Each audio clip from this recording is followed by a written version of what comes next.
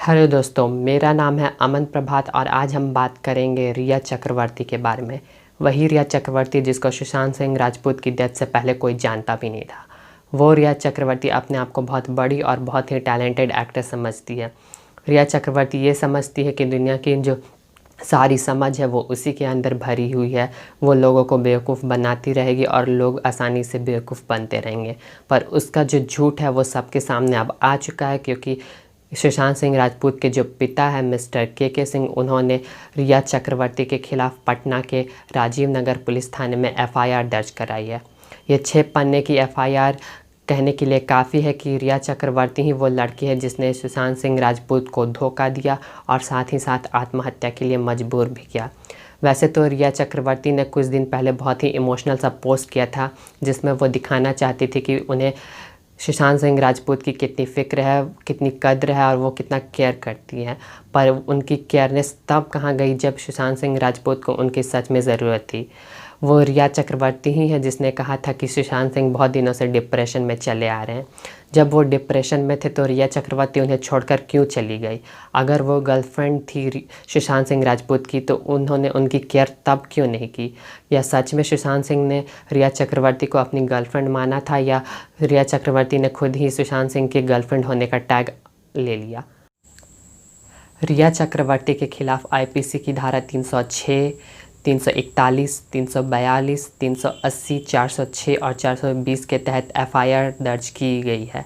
साथ ही साथ सुशांत के पिता का ये भी कहना है कि अगर सुशांत सिंह राजपूत डिप्रेशन में थे तो इस चीज़ की जानकारी उनके परिवार को क्यों नहीं दी गई। सुशांत सिंह राजपूत 2019 तक स्वस्थ थे, तो ऐसा क्या हुआ कि रिया के आते ही सुशांत सिंह राजपूत बीमार हो गए? सुशांत सिंह के पिता ने मुंबई पुलिस पे भी कुछ सवाल उठाए हैं। उनका कहना है कि मुंबई पुलिस उन लोगों से पूछताछ करी है जिनका इस केस से कोई लेना देना ही नहीं है। कुछ ही दिन पहले रिया चक्रवर्ती ने एक और नाटक रचा जिसमें उसने कहा कि सुशांत सिंह राजपूत की सीबीआई जांच होनी चाहिए।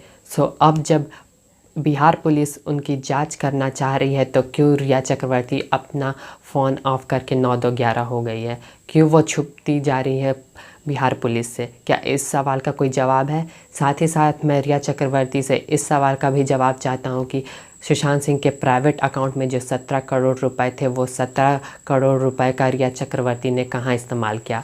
किस किस को फ़ायदा हुआ उन पैसों से? चक्रवर्ती, क्या तुम्हारे पास इस सवाल का जवाब है कि जब तुम सुशांत सिंह राजपूत को अकेला छोड़ के चली गई तो अपने साथ उनका लैपटॉप, उनके जो क्रेडिट कार्ड है, उनका जो कैश है, गहना है, वो तुम अपने साथ सारी चीज़ें क्यों लेके गई? आखिर तुम्हारा क्या हक बनता है उनके सामानों पर? क्या इसमें तुम्हारा कोई फ़ायदा नहीं था? तुम ये क्यों कहती आ रही हो कि पटना की जो जांच है वो मुंबई में शिफ्ट कर देनी चाहिए? क्या तुम ये समझ रही हो कि अगर मुंबई में जांच होगी तो तुम अपने पावर, अपने रसूख के दम पर वहाँ से छूट जाओगी, और अगर इसका जांच पटना पुलिस करता है तो तुम जेल के अंदर चक्की पीसोगी? अगर तुम्हें इस बात का डर है, अगर तुमने कुछ गलत किया है तो तुम्हें उसकी सज़ा होगी, और अगर तुमने कुछ नहीं किया तो तुम्हें डरने की ज़रूरत नहीं है। क्यों नहीं तुम सहयोग करती हो जांच में कि अगर तुमने कुछ गलत नहीं किया है तो आखिर क्यों तुम डर रही हो जांच से? सुशांत के पिता को भी पता चल चुका है कि तुम दुनिया के सबसे बड़ी झूठी इंसान हो, इसलिए वो भी चाहते हैं कि तुम्हारा नार्को टेस्ट और सच क्या है वो सबके सामने आ सके। खैर, सच तो सबके सामने कुछ दिनों में आ ही जाएगा, लेकिन अगर तुम ये सोच रही हो कि तुम अपने पावर के दम पे ये सारा केस बंद करवा दोगी तो तुम बहुत ही गलत हो, क्योंकि सुशांत सिंह राजपूत के परिवार अलग नहीं है। उनके पीछे उनके करोड़ों फैंस हैं जो उनका सपोर्ट करते रहेंगे और तुमसे ऐसे सवाल पूछते रहेंगे जब तक उन्हें न्याय ना मिल जाए।